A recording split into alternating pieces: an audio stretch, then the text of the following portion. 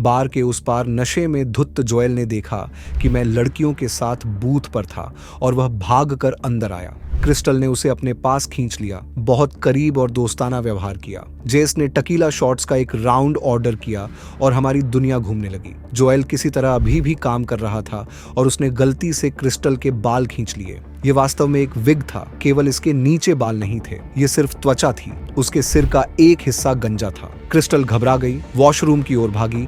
जेस उसके पीछे पीछे आ रही थी। मैंने जोएल के चेहरे पर जोरदार थप्पड़ मारा। वह इससे चौंक गया, लेकिन मुझे पता था कि उसे याद नहीं होगा। मैंने कुछ नुकसान नियंत्रण करने की कोशिश की। मैंने जोएल को बूथ में छोड़ दिया और बाथरूम में चला गया। मैंने लड़कियों के बाहर आने का इंतजार किया। जेस पहले दिखाई दी और मैंने जोएल के लिए माफी मांगी। जेस ने कहा कि सब ठीक है, लेकिन वह मुझे सच बताना चाहती थी।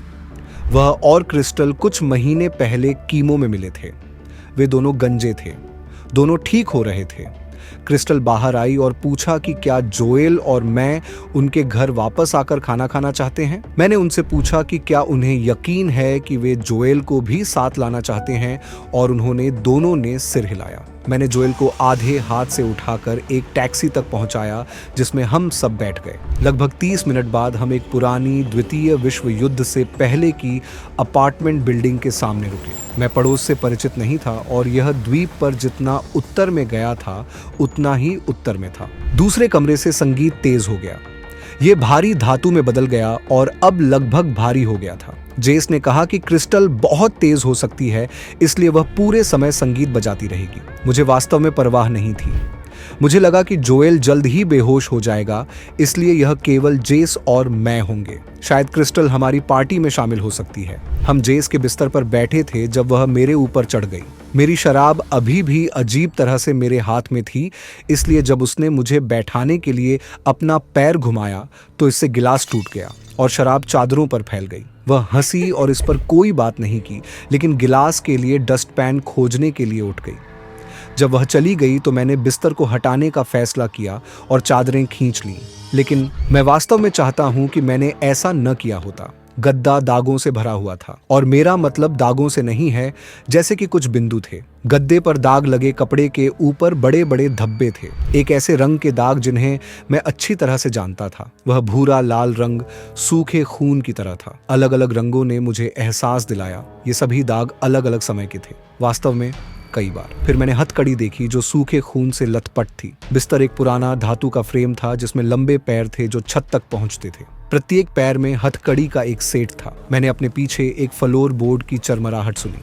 इससे पहले कि मैं मुड़ पाता, मुझे अपने सिर के पीछे एक दरार महसूस हुई। शराब की बोतल का कांच मेरे चारों ओर टूट गया और सब कुछ काला हो गया। आवाजें आ रही थीं जिससे मैं होश में आया। यह फिर से वही भारी धातु की चट्टान थी, लेकिन यह शांत था।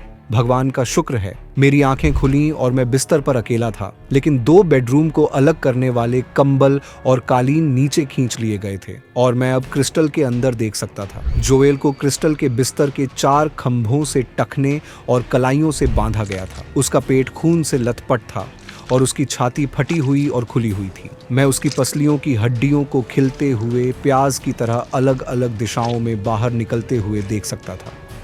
क्रिस्टल उसके ऊपर घुटनों के बल बैठी थी।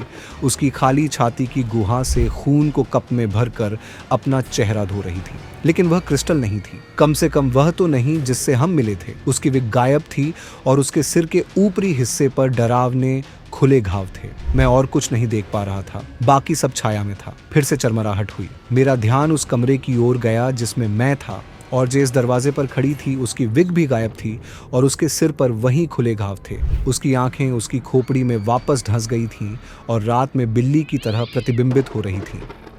उसका निचला जबड़ा बाहर की ओर निकला हुआ था, जिससे एक भयावह अंडरबाइट बन गया था, जिसमें पहले ऐसे दांत नहीं थे।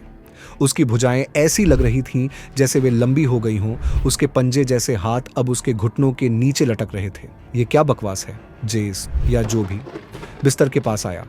मैंने उठने की कोशिश की, लेकिन पाया कि मेरी कलाई और टखने बिस्तर के पैरों से बंधे हुए थे। मैंने संघर्ष किया और खींचा, लेकिन धातु नहीं झुक रही थी। जेस बिस्तर पर रेंग कर आई और मेरे ऊपर बैठ गई। उसने अपनी कील मेरी छाती पर घसीट दी, जिससे त्वचा खुल गई और मेरी पसलियां बाहर आ गईं। क्रिस्टल अब मौजूद थी, मुस्कुराते हुए देख रही थी। जेस ने मेरी छाती को अलग किया और बेहोश होने से पहले मुझे जो आखिरी चीज याद है वह यह थी कि उसने मेरे धड़कते हुए दिल को काटा था। उस वैलेंटाइंस डे प्यार की नहीं, मौत की रात थी। क्या आप किसी अजनबी के साथ डेट पर जाएंगे अब भी?